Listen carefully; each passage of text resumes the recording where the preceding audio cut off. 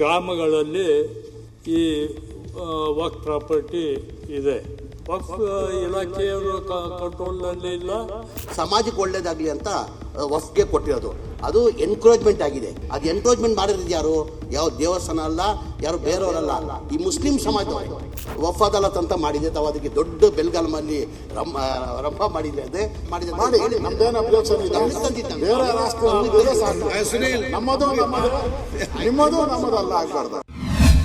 ಮಾನ್ಯ ಅಧ್ಯಕ್ಷರೇ, ಚುಕ್ಕೆ ಗುರುತಿನ ಪ್ರಶ್ನೆ 2361 ಮಾನ್ಯ ವಸತಿ ಮತ್ತು ವಕ್ಫ್ ಖಾತೆ ಸಚಿವರಲ್ಲಿ ನಾನು ಕೇಳಬೇಕು. ಮಾನ್ಯ ಅಧ್ಯಕ್ಷ, ಉತ್ತರ ನೀಡಲಾಗಿದೆ. ಮಾನ್ಯ ಅಧ್ಯಕ್ಷರೇ, ಉತ್ತರ ಒದಗಿಸಲಿದ್ದಾರೆ. ನನ್ನ ಕ್ಷೇತ್ರದಲ್ಲಿ ಸುಮಾರು ಎಕರೆ ವಕ್ಫ್ ಪ್ರಾಪರ್ಟಿ ಇದೆ.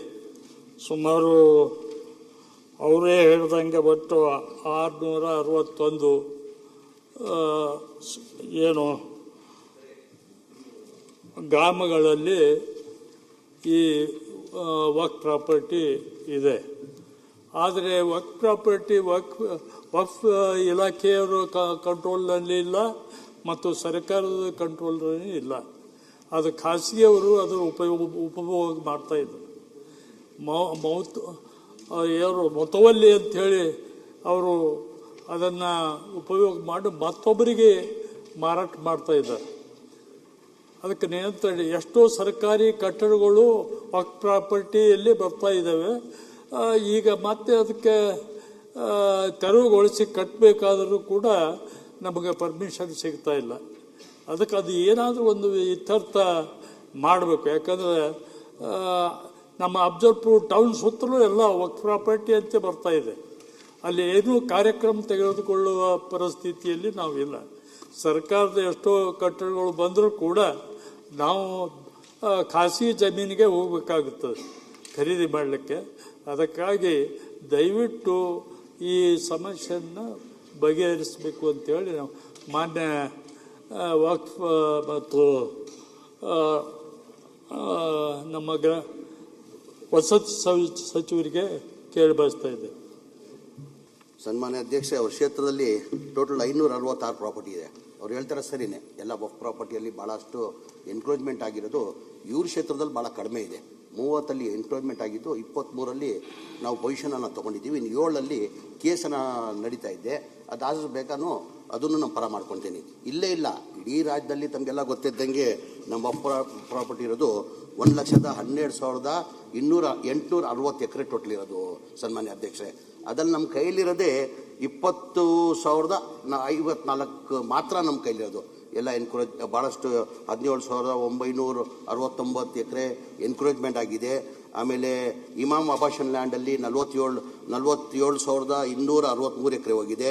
ಲ್ಯಾಂಡ್ ರಿಫಾರ್ಮ್ ಆ್ಯಕ್ಟಲ್ಲಿ 23,627 ಎಕರೆ ಆಗಿದೆ. ಹಾಗಾಗಿ ನಮ್ಮ ಸರ್ಕಾರ ಬಂದಾದಮೇಲೆ, ನಾನು ಮಂತ್ರಿ ಆದಮೇಲೆ ಅದಕ್ಕಂತಾನೆ ಇಲ್ಲಿ ಎಲ್ಲಿರಲಿ ಇಡೀ ರಾಜ್ಯದಲ್ಲಿ ಎಲ್ಲೆಲ್ಲಿ ಎನ್ಕ್ರೋಚ್ಮೆಂಟ್ ಆಗಿದೆ ಆ ಎನ್ಕ್ರೋಚ್ಮೆಂಟ್ನ ತೆಗಿಬೇಕಂತ ನಾನು ವಕ್ಫ್ ಅದಾಲತ್ ಮಾಡಿದೆ. ನಮ್ಮ ಅಶೋಕನ ಕೇಳಿಸ್ಕೊಳ್ಬೇಕಿದ್ದು. ಈಗ ಅವ್ರು ಹೇಳ್ತಾ ಇರೋದು ಪ್ರಶ್ನೆಗೆ ನಿಮ್ಗೆ ಹೇಳ್ತಾ ಇರೋದು ಪ್ರಶ್ನೆ ಬೇಡ. ನಾನು ವಕ್ಫ್ ಅದಾಲತ್ ಮಾಡಿದ ಕಾರಣ ಏನಕ್ಕಂದ್ರೆ ವಿರೋಧ ಪಕ್ಷದ ನಾಯಕರಾಗಿದ್ದೀರಾ, ಎಲ್ಲ BJP ಮುಖಂಡರು ಇದ್ದೀರಾ. ನಾನು ವಕ್ಫ್ ಅದಾಲತ್ ಅಂತ ಮಾಡಿದ ಕಾರಣ ಏನಂದರೆ ವಕ್ಫ್ ಆಸ್ತಿಗಳು ಎಲ್ಲ ಭಾಳಷ್ಟು ಕಡೆ ಎನ್ಕರೇಜ್ಮೆಂಟ್ ಆಗಿದೆ. ಟೋಟಲ್ ನಮ್ಮ ವಕ್ಫ್ ಆಸ್ತಿ ಇರೋದು 1,12,860 ಎಕರೆ. ಅದು ಯಾವುದು ಸರ್ಕಾರ ಕೊಟ್ಟಿರೋದು ಆಸ್ತಿ ಅಲ್ಲ, ಅದು ಪ್ರೈವೇಟ್ ಅವರು ಸಮಾಜಕ್ಕೆ ಒಳ್ಳೇದಾಗಲಿ ಅಂತ ವಕ್ಫ್ಗೆ ಕೊಟ್ಟಿರೋದು.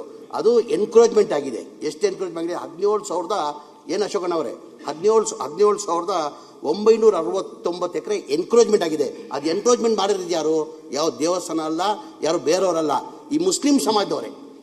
ಈಗ ಅಫ್ಜಲ್ಪುರಲ್ಲೂ ಎನ್ಕರೇಜ್ಮೆಂಟ್ ಏನು ಮಾಡ್ಕೊಂಡಿದ್ದಾರೆ 30 ಪ್ರಾಪರ್ಟಿದಲ್ಲಿ, ಅದು ಬೇರೆಯವ್ರು ಯಾರೂ ಇಲ್ಲ, ಮುಸ್ಲಿಮವರೇ ಎನ್ಕರೇಜ್ಮೆಂಟ್. ಆ ಎನ್ಕರೇಜ್ಮೆಂಟ್ ತೆಗಿಬೇಕಂತಾನೆ ನಾನು ವಕ್ಫ್ ಅದಾಲತ್ ಅಂತ ಮಾಡಿದೆ. ತಾವು ಅದಕ್ಕೆ ದೊಡ್ಡ ಬೆಲ್ಗಾಲಲ್ಲಿ ರಂಪ ಮಾಡಿದೆ. ಅದೇ ಇಲ್ಲ ಹೇಳ್ತಾ ಇರೋದು, ಪ್ರಶ್ನೆ ಹೇಳ್ತಾ ಇರೋದು, ಅದು ಮಾಡಿದ ಹಿನ್ನೆಲೆ ನಾನು ಹೇಳ್ತಾ ಇರೋದು ಸನ್ಮಾನ್ಯ ಅಧ್ಯಕ್ಷರೇ. ಆ ಮಾಡಿದ ಕಾರಣಕ್ಕೆ ಇವತ್ತು ಇನ್ನು 30 23 ಸಮಸ್ಯೆನ ಬಗೆಹರಿಸಿದೀನಿ. 7 ಇದೆ, ಅದು ಆದಷ್ಟು ಬೇಗ ನಾವು ಮಾಡ್ತೀವಿ ಅಂತ ಹೇಳಕ್ ಬಯಸ್ತೀನಿ. ಅಧ್ಯಕ್ಷರೇ ನನ್ನ ಹೆಸರು ಹೇಳಿದ್ರಲ್ಲ, ಪ್ರತಿಪಕ್ಷ ನಾಯಕರಿಂದ ಇಲ್ಲ ಅದಾಲತ್ ಏನಕ್ಕೆ ಮಾಡಿದೆ ಅಂತ ಹೇಳಿರೋದು ನಿಮ್ಗೆ. ನಾನು ಸುಮ್ಮನೆ ಕೂತ್ಕೊಂಡ್ರೆ ನೀವು ಒಪ್ಕೊಂಡಂಗೆ ಅಂತ ಅವ್ರದ್ದು ಅಷ್ಟೇ. ಹುಷಾರಾಗಿ ಮೊದಲೇ ನೋಡಿ ಹೆಂಗೆ KV ಅಟ್ಯಾಕ್ ಅಂತಾರೆ ಅವರು. ನೀವು ಒಪ್ಪದೇನು ಅವ್ರು ಹೇಳಿಲ್ಲಲ್ಲ. ಇಲ್ಲ ನನ್ನ ಕಾರಣ ಹಂಗೆ ಹೇಳೋ ಅವಶ್ಯಕತೆ ಇಲ್ಲ. ನಾನು ಸುಮ್ಮನೆ ಕೂತ್ಕೊಂಡ್ರೆ ಅಕ್ಸೆಪ್ಟೆಡ್ ಅಂತಾನೆ ಅರ್ಥ ಅವ್ರದ್ದು. ನಾವತ್ತು ಆ ಪ್ರಶ್ನೆ ಅಲ್ಲ. ಈಗ ನನಗೂ ಗೊತ್ತಿದೆ, ಕಲಬುರಗಿ ಈ ಭಾಗದಲ್ಲೆಲ್ಲ ಮುಸಲ್ಮಾನರೇ ಕಬಳಿಕೆ ಮಾಡಿರೋದು, ಅದ್ರದ್ದಲ್ಲ ನಮ್ಮ ಪ್ರಶ್ನೆ. ನಾವು ಈಗ ಚಿಕ್ಕಬಳ್ಳಾಪುರದಲ್ಲಿ ವಿಶ್ವೇಶ್ವರಯ್ಯನವರು ಓದಿದ್ದು ಶಾಲೆನ ನಾನೇ ಹೋಗಿದ್ದೆ, ಅಲ್ಲಿ ಅದನ್ನ ವಕ್ಫ್ ಬೋರ್ಡ್ ಅಂತ ಮಾಡಿದ್ದಾರೆ. ಕೆಲವು ರೈತರು ಉಳುಮೆ ಮಾಡ್ತಾ, ಹಿಂದೆ ಎಲ್ಲ ಏನು ಅಧ್ಯಕ್ಷರೇ, ಈ ದೇವಸ್ಥಾನಗಳ ಜಮೀನಿತ್ತು, ಲಕ್ಷಾಂತರ ಎಕರೆ ದೇವಸ್ಥಾನಗಳು ಮಾನ್ಯ ಜಮೀನಿತ್ತು ಹಿಂದೆ ಮಹಾರಾಜರು ಕೊಟ್ಟಾಗ. ಅದೇನ್ ಮಾತ್ರ ಉಳುಮೆ ಮಾಡ್ತಾ ಇದ್ರು, ಉಳುಮೆವನಿಗೆ ಭೂಮಿ ಅಂತ ಕೊಟ್ಬಿಟ್ರಿ. ಈಗಲೂ ಹಂಗೆ ಏನಾಗಿದೆ, ವಕ್ಫ್ ಬೋರ್ಡ್ ಆಸ್ತಿಗಳು ಕೆಲವರು 60-70 ವರ್ಷದಿಂದ ಉಳುಮೆ ಮಾಡ್ಕೊಂತ ಇದ್ದಾರೆ ಅಪೋಸಿಷನ್ ಅಲ್ಲಿ. ಅದಕ್ಕೆ ನಾನು ಹೇಳ್ತಾ ಇರೋದು, ಅಂತ ಜಮೀನುಗಳನ್ನ ಯಾವುದು ನೀವು ನಿಮ್ಮ ಹಿಡಿತದಲ್ಲಿಲ್ಲ ಅಂತವನ್ನ ಕೊಡ್ರಿ. ರೈತರು ಇದ್ರೆ ಅದು ಯಾರು ಹಿಂದೂ ಇರಲಿ ಮುಸ್ಲಿಂ ಇರಲಿ ಯಾರೇ ಇದ್ಕೊಂಡಿ ಕೊಡಿ ಅವ್ರಿಗೆ ಅಷ್ಟೇ. ಹಿಂದೆ ಯಾವ ರೀತಿ ದೇವಸ್ಥಾನಗಳದೆಲ್ಲ ಕೊಟ್ಟರು ಹಾಗೆ ಕೊಟ್ಬಿಡಿ, ಉಳಿದನ್ನ ಉಳಿಸ್ಕೊಡಿ, ಅದಾದ್ರೂ ಉಳಿಯುತ್ತೆ. ಈ ನೀವು ತನಿಖೆ ಮಾಡಿ ಅಂತಾನೆ ಹೇಳ್ತಾ ಇದ್ದೀರಿ. ನಾವು ವಕ್ಫ್ ಬೋರ್ಡ್ ಆಸ್ತಿ ಏನೇನು ಕಬಳಿಕೆ ಆಗಿದೆ ತನಿಖೆ ಮಾಡಿ. ಇಲ್ಲೂ ವಿನ್ಸನ್ ಮ್ಯಾನರೇ ಇಟ್ಕೊಂಡಿದ್ಯಪ್ಪ ನೀನೆ. ಅದನ್ನ ಹೆಂಗ್ ಬಿಟ್ಟೆ ನೀನು? ಇದನ್ನ ನಮ್ಮನ್ನೆಲ್ಲ ಕೇಳ್ತೀಯಲ್ಲ ನೀನು, ನಮ್ಮನ್ನೆಲ್ಲ ಕ್ವಶನ್ ಮಾಡ್ತೀಯ. ಅದ್ಯಾಕೆ ಅದು ನಮ್ದು ಅಂತ ಈ ಒಂದಿನ ಹೇಳಿದ್ಯಾ ಇದ್ರ ವಿನ್ಸನ್ ಮ್ಯಾನರ್ ನಂದು ಅಂತ? ಯಾಕೆ ಅಲ್ಲೋ ಕಾಫಿ ಕುಡಿತೀಯಾ, ಊಟ ಮಾಡ್ತೀಯಾ? ಅದಕ್ಕೆ ಹೇಳೋದಿಲ್ಲ ನೀನು. ಸನ್ಮಾನ್ಯ ಅಧ್ಯಕ್ಷರೇ, ನಾನು ಸ್ಪಷ್ಟವಾಗಿ ಹೇಳಿದ್ದೀನಿ. ನಾವು ಯಾವ ದೇವಸ್ಥಾನಕ್ಕೆ ನಾವು ಕೈ ಹಾಕೋಕೆ ಹೋಗಲ್ಲ, ಆಮೇಲೆ ಯಾವ ಎಜುಕೇಷನ್ಗೆ ಕೈ ಹಾಕೋಕೆ ಹೋಗಲ್ಲ. ನಾವು ಯಾರು ಪ್ರಾಪರ್ಟಿಗಳು ಎನ್ಕರೇಜ್ ಮಾಡಿದ್ದಾರೆ ಪ್ರೈವೇಟ್ ಅವರು, ಅಂದರೆ ಅದು ಹೇಳ್ತಾ ಇಲ್ವಾ, ಬೇರೆಯವರಿಲ್ಲ. ಇದರಲ್ಲಿರೋದು ಹೆಚ್ಚಿನ ಸಂಖ್ಯೆಯಲ್ಲಿ ಮುಸಲ್ಮಾನೇ. ಆ ಹಿನ್ನೆಲೆ ನಾನು ನಮ್ದೇನು ಅಬ್ಜೆಕ್ಷನ್ ಇಲ್ಲ. ಬೇರೆ ರಾಷ್ಟ್ರ ನಮ್ಮದು ನಮ್ಮದಲ್ಲ ಆಗ್ಬಾರ್ದು. ಅಭಯ ಪ್ರಸಾದ್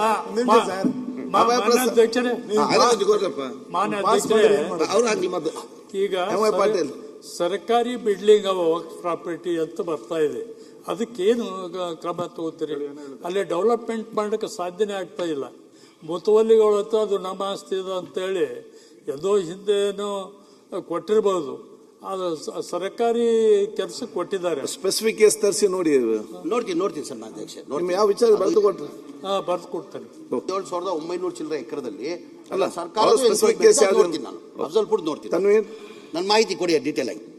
ಮಾನ್ಯ ಸಭಾಧ್ಯಕ್ಷರೇ, ಸಚಿವರು ಹೇಳ್ದಂಗೆ ಇದು ಇನಾಮ್ ಅಬಾಲಿಷನ್ ಆಕ್ಟ್ ಮತ್ತು ಧಾರ್ಮಿಕ ಇನಾಮ್ ಅಬಾಲಿಷನ್ ಆಕ್ಟ್ 1955 ಮತ್ತು 1977 ಬಂದ ಮೇಲೆ ಎಲ್ಲ ಇನಾಮ್ನಲ್ಲಿ ಕೊಟ್ಟಂತ ಹಂಚಿಕೆ ಆದಂತ ಜಮೀನು ಇದು ಸರ್ಕಾರ ಅಂತ ಮಾಡ್ಕೊಂತು.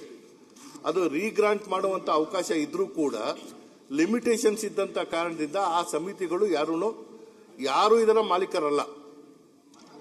ಬೋರ್ಡ್ಗೆ 1 ಇಂಚ್ ಜಾಗ ಇಲ್ಲ, ಸಚಿವರಿಗೂ ಗೊತ್ತಿದೆ.